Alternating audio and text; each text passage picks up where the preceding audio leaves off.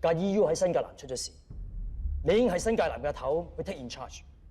呢度係總部，你同我嘅分工回歸到而家都唔會係 ACP 甚至係 DCP 直接參與行動。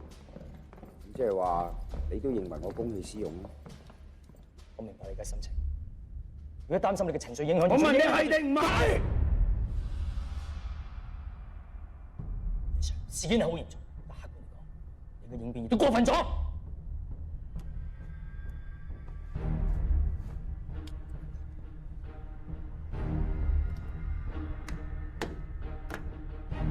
劉傑輝，你都應該知道，我唔需要任何理由，而家就可以解除你職務。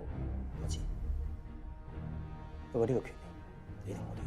就憑你呢一句説話，加埋呢幾個軍裝，就已經構成侮辱上司嘅罪。回歸以嚟都未見過呢咁嘅場面，呢件事若然發生喺外國，就係一次政變。外交 Acting CP 0906，劉傑輝，我正式解除你嘅職務。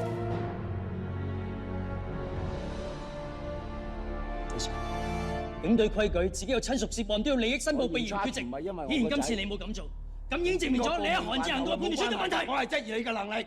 客觀覺得你應該交出你嘅總指揮權力。呢班匪係針對我哋嘅通訊作案選擇。第一次恐怖襲擊。唔好意思，你明乜？唔好同我喺度分享分派。唔好以為保安都冇理我做經理。博士，你係咪想奪權？